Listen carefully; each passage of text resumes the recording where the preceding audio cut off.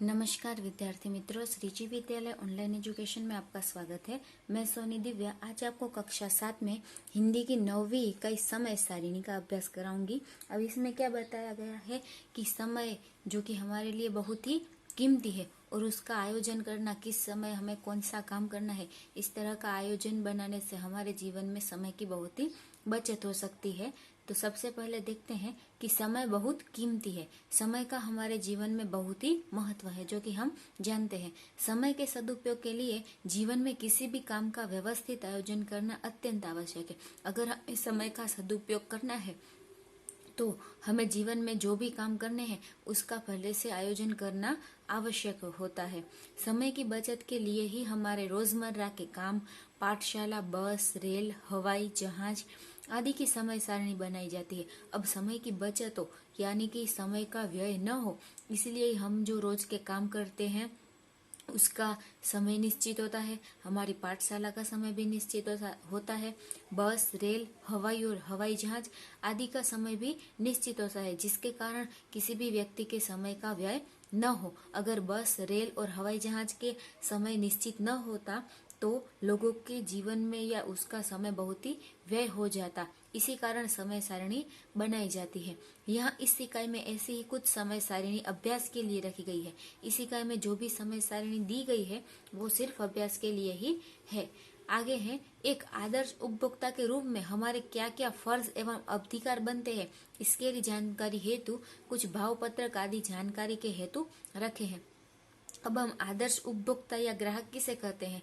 जो अपने फर्ज के साथ साथ अधिकार के साथ साथ उसके फर्ज क्या है उसे भी जानता हो, उसे हम आदर्श उपभोक्ता कहते हैं। इसी की जानकारी के लिए इस इकाई में कुछ भाव पत्रक भी दिए गए हैं। सबसे पहले देखते हैं, बच्चों आप रोज सुबह में जागने से लेकर सोने तक क्या क्या प्रवृत्तियां करते हैं, लिखिए। अब आपकी पुस्तक में यह कोष्टक दिया गया है, तो उसमें आप सब सुबह उठते हैं तब से कौन कौन से काम करते हैं वो सभी लिखना है।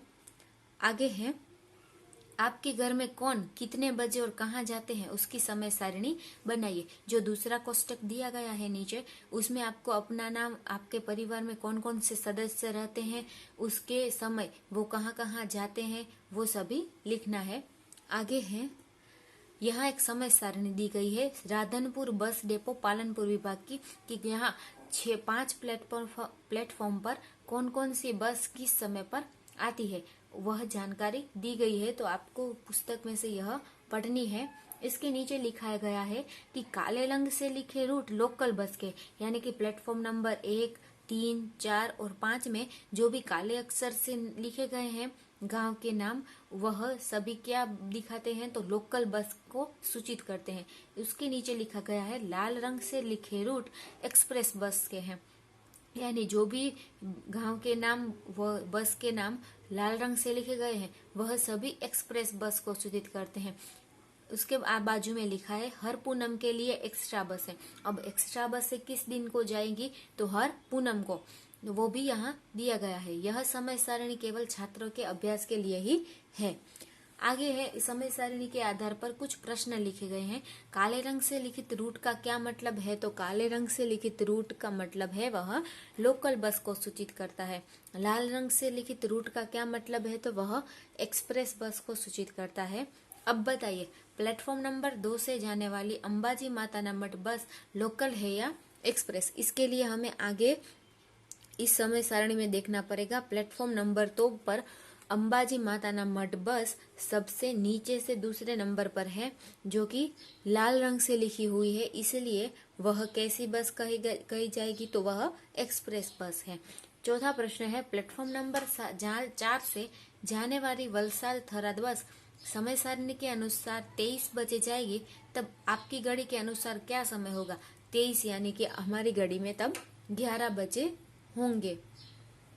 प्लेटफॉर्म नंबर 5 पर कहाँ कहाँ की बसें लगेंगी? अब जितने भी बस के गांव की बसें प्लेटफॉर्म नंबर 5 पर आती है उस सब के नाम हमें यहाँ लिखने हैं या लिख सकते हैं। सबसे पहले है राधनपुर, मोडासा, ईडर, सुईगाम, गांधीनगर, विसनगर, महेसाणा, अहमदाबाद, रामपुर, जालोद, भुज, दियोदर, मांडवी, भाभर, सूरत आदि बस जो है, आदि गांव की बसें प्लेटफॉर्म नंबर 5 पर लगेगी।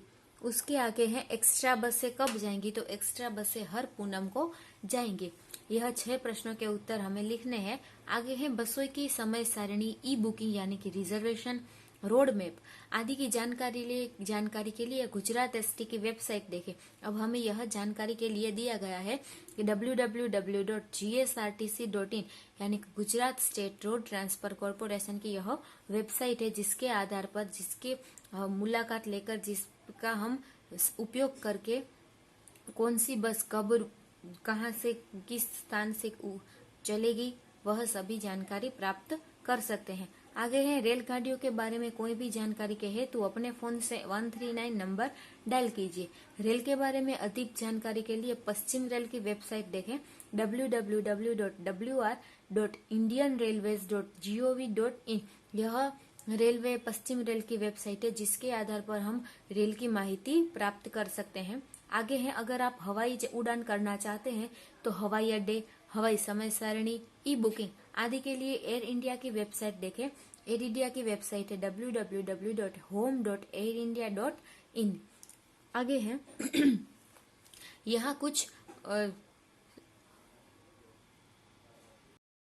यहाँ कुछ चैनल के नाम दिए गए हैं, जैसे कि स्टार प्लस है, max, before you music, discovery, times now, और इसमें कौन कौन से सीरियल या कौन कौन से प्रोग्राम किस समय आते हैं वह सभी बताया गया है, जो कि आपको पाठ्य पुस्तक में से सभी पढ़ने हैं। और उसके आधार पर आप टेलीविजन पर कौन कौन से कार्यक्रम देखते हैं उसकी समय सारणी बनानी है। इस कोष्टक में आपको लिखना है कि आप कौन सा कार्यक्रम देखते हैं। यहाँ लिखा है यह रिश्ता क्या कहलाता है, कार्यक्रम का नाम, वह किस समय आता है तो 12:30 बजे, और किस चैनल पर आता है तो स्टार प्लस पर। उसी आधारित आपको यहाँ यह कोष्टक भरना है। नीचे प्रश्न दिए गए हैं, आपको टीवी का कौन सा कार्यक्रम सबसे ज्यादा पसंद है, क्यों? तो आपने जिन भी को प्रोग्राम के नाम लिखे हैं उसमें से आप अपना सबसे पसंदीदा प्रोग्राम यहाँ लिख सकते हैं। आप टीवी पर शिक्षा संबंधी कौन कौन से कार्यक्रम देखते हैं? आप अपने टीवी पर प्रसारित होने वाले कार्यक्रमों का मेनू कैसे देखेंगे? ये सभी प्रश्नों के उत्तर आपने जो भी कार्यक्रम लिखा होगा उसके आधारित आप लिख सकते हैं।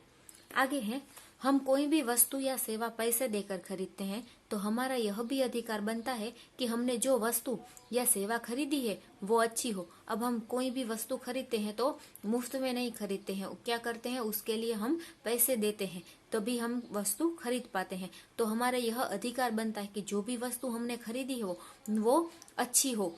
उपभोक्ता के हितों की रक्षा के लिए हमारे देश में उपभोक्ता अधिनियम भी बनाया गया है। अब उपभोक्ता यानी कि ग्राहकों के साथ कुछ गलत न हो, उसके हितों की रक्षा हो, इसके लिए हमारे देश में उपभोक्ता अधिनियम यानी कि ग्राहक अधिनियम भी बनाया गया है। एक आदर्श उपभोक्ता के रूप में हमारा हक एवं फर्ज बनता है कि हम जो सेवा या वस्तु खरीदते हैं उसके नापतोल, भावताल आदि के बारे में पूरी जानकारी प्राप्त करें। अब हमारा हक तो हमें मालूम होता है, लेकिन हमारी फर्ज क्या बनती है कि हम जो भी वस्तु खरीदने जाते हैं उसका अच्छी तरह से भावताल देखें, उसका नापतोल भी देखना हमारा फर्ज बनता है। और हमारा हक है कि हमारे साथ छेड़खानी ना हो। इसीलिए यहाँ एक टोटल का मेनू का अभ्यास करें। यहाँ एक होटल बच्चा पार्टी दी गई है, जिसमें से कुछ सब्जियां, सलाद, सब्जी के संग संग यानी कि रोटी, राइस, कुछ चटपटा और कुछ ठंडा, यानी कि होटल में जो भी वस्तुएं मिलती हैं खाने की वह उसका मेनू यहाँ दिया गया है। उसके साथ साथ उसकी कीमत कितनी है वो भी दी गई है। तो आपको यह पाठ्य पुस्तक में से पढ़नी है और उसके आधार पर आप कौन कौन सी वस्तु खाने के लिए खरीदते हैं उसका नाम और उसका मूल्य कितना है। अगर आप 2 वस्तु खरीदते हैं तो उसका मूल्य डबल हो जाएगा। इस तरह से आपको इस कोष्टक में लिखना है। यहाँ मैंने लिखा है पालक पनीर, उसका मूल्य है 35 रुपए। उसके साथ है चपाती, उसका मूल्य है 4 रुपए। जीरा राइस, उसका मूल्य भी है 35 रुपए। इस तरह से आपको 10 वस्तुओं का नाम लिखना है और कुल इसके नीचे इसका टोटल करना है कि कितना आपको बिल आएगा। अगर आप यदि होटल में जाकर इतनी चीजें मंगाते हैं तो आपको कितना बिल आएगा। यहाँ मेरा कुल टोटल होता है 74 रुपए।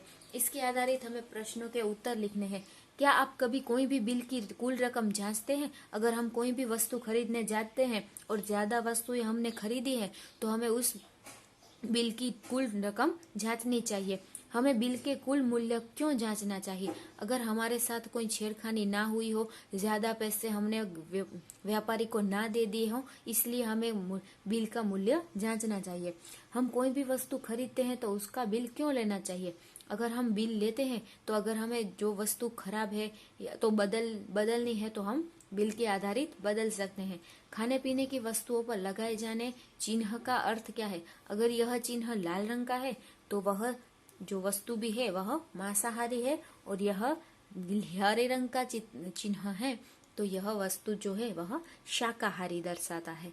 आगे है पंडित दीनदयाल उपभोक्ता भंडार वाजिब भाव की सरकारी मान्य दुकान। यहाँ एक वाजिब भाव यानी कि जो हम कंट्रोल कहते हैं उसका एक दिया गया है, उसके आधारित हमें अभ्यास करके नीचे प्रश्न के उत्तर लिखने हैं। अब भाव पत्रक आपको पढ़ना है, उसके आधारित आपके सदस्य, आपके परिवार में कितने सदस्य हैं और आपको कौन सी चीज कितनी मिलेगी और कितने रुपए होंगे, इस तरह से आपको यहाँ सभी प्रश्नों के उत्तर लिखने हैं।